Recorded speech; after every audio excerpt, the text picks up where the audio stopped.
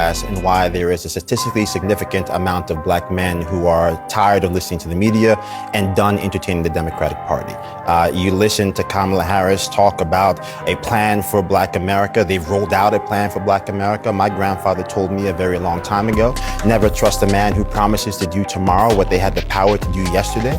If Kamala Harris was so committed to these plans for black men in particular, she's had many instances where she could have done these things as a senator, as an attorney general, and certainly in her capacity as a vice president. So I do believe that when you have that type of interview, talking about a multi-trillion-dollar plan for reparations, all while we ignore the fact that California has already studied reparations, only for the Democrats that said they were committed to passionate, to saying everyone actually going to write the check. Black men are tired of what appears to be empty promises coming from a Democratic Party. I mean, Joe, if you're honest with yourself, I'm sure there's some times where you would appreciate if your candidate would be more, quote unquote, scripted. Look, I think there's a few things happening here, right? I've said it many times on this network. Vice President Kamala Harris, she wants to have her Kate and Edith too. She wants to have all the good things that come from the Biden administration. She wants to leave all the baggage of the Biden administration behind her. I think if you're just looking at the core issues pertaining to the black community, the civil rights issue of our time is education. Democrats have nominated a woman who is against school choice. They have a vice presidential candidate who is against school choice. And you have the gatekeeper for a large voter bloc that didn't ask any real questions about the civil rights issue of our time. To say that we have schools where 80% of black children. The fact that you threw 80% of your votes behind the Democrats that put the Democrats in the White House. When you see this, you can see that the Negro vote is the key factor. And despite the fact that you are in a position to be the determining factor, what do you get out of it? The Democrats have been in Washington, D.C. only because of the Negro vote. They've been down there 4 years. And all other legislation they wanted to bring up, they brought it up and got it out of the way, and now they bring up you. And now they bring up you. You put them first and they put you last. Because you're a chump. Anytime you throw your weight behind a political party that controls 2/3 of the government, and that party can't keep the promise that it made to you during election time, and you're dumb enough to walk around continuing to identify yourself with that party, you're not only a chump, but you're a traitor to your race.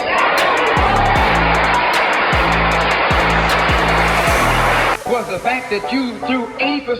Yes, sir. Black Americans. Yes, sir. We're not African American.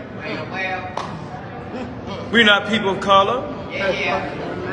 We're not black and brown, minority. That's right. BIPOC, none of that. People, no, none of that. This is about our people demanding the resources, just as you're giving these people, these newcomers who are walking into this country. That's right. You were right. Thank you. And sister's correct. How do you take a new group of people that have paid no taxes, can't vote, and you put them in front of the voters? I'm not going to pay them no damn taxes. And so we say this to you, Mayor, Governor, President. If you think that they're that powerful that you have to acquiesce and answer to them over us, then you tell them to vote for you in these next elections. That's right. You tell them to support your Democratic National Convention. So we're going to show you how we feel about the Democratic National Convention. Turn it up. If you think you're going to have a peaceful Democratic National Convention in the city of Chicago while our people are starving, That's right. stay tuned. Yes, sir. Black America.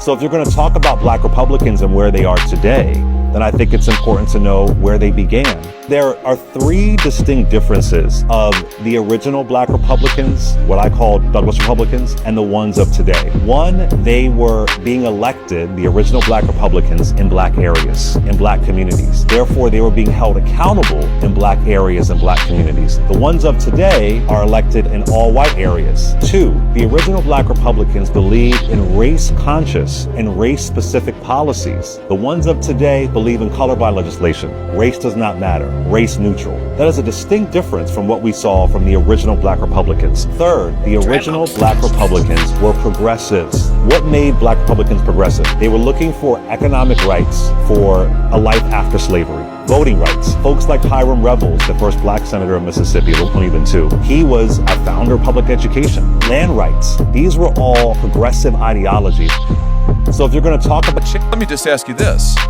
Senator, A total of 5 teams, 5 women's volleyball teams, Wyoming, Southern Utah, Utah State, Nevada, and Boise State all had to forfeit 7 games in their conference play, NCAA conference play this past year.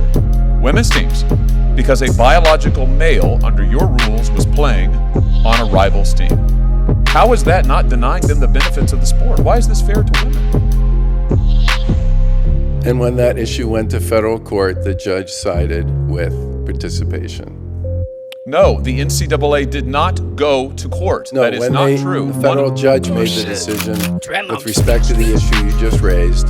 Your rules have not been tried in federal court, and your rules explicitly permit biological males in women's sports. And I am asking you, why is that fair to the women?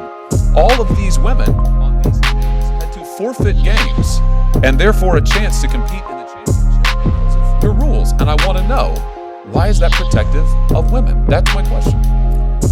So far, the federal government on the court side has issued decisions several times. No, I'm not asking in the last about the year. courts. I know what the courts have done. Not one of them that's has their ordered the interpretation of federal NCAA. law. This is your policy, which you will not defend because, frankly, it's indefensible. Why are you, Mr. Baker, why are you allowing biological men to play in women's sport? Let me.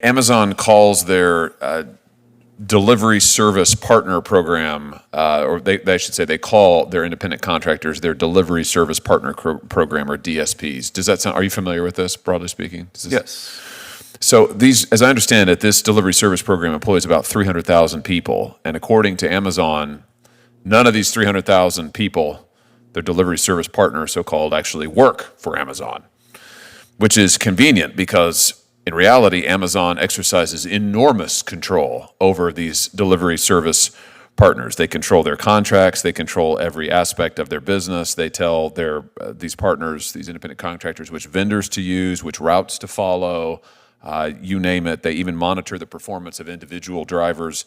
And in some cases, Amazon, unilaterally fire the driver. So my question is, does that really sound like, and your understanding of the law, does that really sound like a classic independent contractor? If the parent company is exercising that degree of control over the vendors, over the individual drivers, does that sound like a truly independent relationship to you?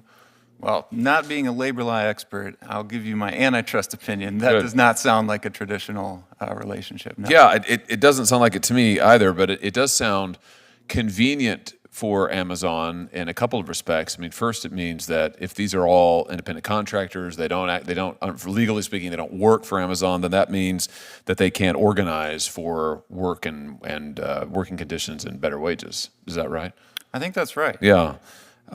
So it's a great setup for Amazon. It's less clear to me why it's such a great setup for their non-employees, but the folks who aren't technically Amazon employees, but yet just happen to work every single waking hour. Here's your plan. So just if you're wondering, America, here's the Democrats' plan. Take the 13 million plus illegals who are here, taking jobs from Americans, taking wages down, taking health care benefits, and bring them here legally so that they can continue to drive down wages, flood the labor force, and suppress all Senator of the Hawley, above. they can't flood the labor force if they're already part of the labor force, which is They the are economic flooding the issue labor today. force now. That's what's happening now. Why do The you think majority wages have been here for flatlined? over 15 years. Many millions have been And here what has since the happened to Reagan working class administration. wages in that time, Mr. Reichlin-Melnick? Working Have class they gone wages up? are currently going up. Yes. Oh, really? They've have gone up over the last 15 years? Over the They're last up? 15 years, I will have to consult the economists on that matter. Yeah, they're down, way down. What world do you live in? Listen, Senator Hawley, here's the deal. The Are you American familiar people with the phrase, just voted. "Don't The American cut off your people nose to just spite your voted. face"? Well, you know what? It's my time, not yours. So you're here to answer my questions, not to offer a soliloquy. And let me just end with this. The American people just got a good look at your economic program, and they voted against it. We've had an open border for the last 4 years. We have had de facto amnesty, as you yourself just said, for the last 15 plus years. It has been a disaster. People have died because of it. Wages are lower because of it. Our streets are in chaos because of it. And now you and the Democrat Party just say more of the same, more of the same. Let's double down. I would just say to you, I think that's insanity. I think it's total insanity, and the American people do too. Senator Hawley, we have a choice. We can either hurt the economy or help the economy. And if we want to deport 13 million It hurts the people- economy to give Hurt the American economy. workers jobs? Let me just ask you this. Senator- A total of 5 teams, 5 women's volleyball teams, Wyoming, Southern Utah, Utah State, Nevada, and Boise State all had to forfeit 7 games in their conference play, NCAA conference play this past year, women's teams, because a biological male under your rules was playing on a rival's team. How is that not denying them the benefits of the sport? Why is this fair to women? And when that issue went to federal court, the judge sided with participation. No, the NCAA did not go to court. No, that is when not true. the federal judge made the decision with respect to the issue you just raised. Your rules court. have not been tried in federal court, and your rules explicitly permit biological males in women's sports. And I am asking you, why is that fair to the women? All of these women on these teams had to forfeit games and therefore a chance to compete in the championship because of your rules. And I want to know, why is that protective of women? That's my question. So far, the federal government on the court side has issued decisions several times No, I'm not asking in you the last about the year. courts. I know what the courts have done. Not one of them that's has their ordered the interpretation of NCAA. federal law. This is your policy, which you will not defend because, frankly, it's indefensible. Why are you, Mr. Baker, why are you allowing biological men to play in women's sport? Let me